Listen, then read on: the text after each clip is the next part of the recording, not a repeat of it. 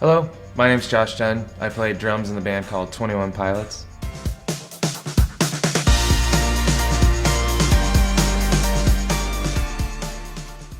When I first started using Roland products was actually right when I learned how to play the drums. I used to walk to the local music store and sit down at the electronic drums that were always Roland. And I remember I would always have my headphones on and I plugged it into the Roland brain, and I didn't want anyone to hear what I was doing because I was embarrassed and I had no clue what I was doing. And I remember the first time that I learned how to get my limbs to do something different, I was so excited I took the headphones out and plugged them into the speaker so that everybody, I didn't care who heard it at that point. From then, I think I've always loved the amount of control that Roland allows you to use, and I think that I've always loved the implementation of electronics within music, and have always been very intrigued and inspired by different electronic sounds or even just pieces of equipment that involve electronics.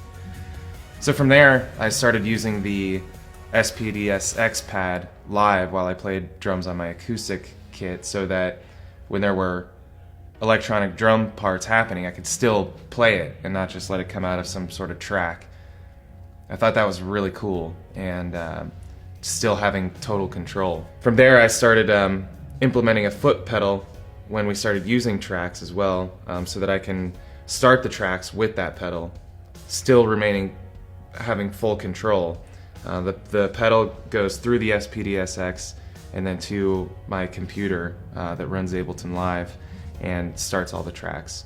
Because there's just two of us in the band and I'm the one that kind of runs the tracks and chooses when the song starts or stops, essentially, there are times where I'll start it too early, or we'll want to skip a song. And because of how this foot pedal and the SPDSX works so well with Ableton and the control inside of that program, I'm able to assign pads on the SPDSX to stop, go back, go forward. I can skip songs, I can go back songs, and I can start songs, all from just hitting pads with my stick. So I don't even need a laptop next to me anymore. I can have the laptops off stage and mirror what I'm doing on the laptop with an iPad.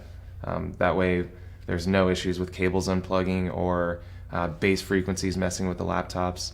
I can truly have full control over all the sounds just by hitting a couple of rubber pads. It's pretty incredible. Could write a book on how everything runs and how the process has grown over the years, but for now that's the simple version of how it works.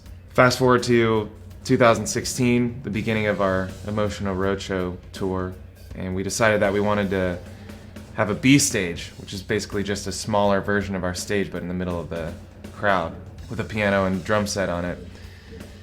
And the problem that we ran into with the drums is that because there's a slapback with the speakers and the initial hit of the drum, it sounds really off. And so anybody standing close to the drums hears the drum and then hears the speaker come from it later, because of how arenas are set up.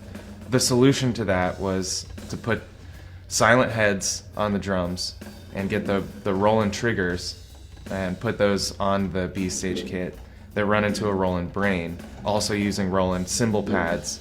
So now when you hit the drums, you can barely hear anything, but our front of house guy gets all the samples and can then send them through the speakers.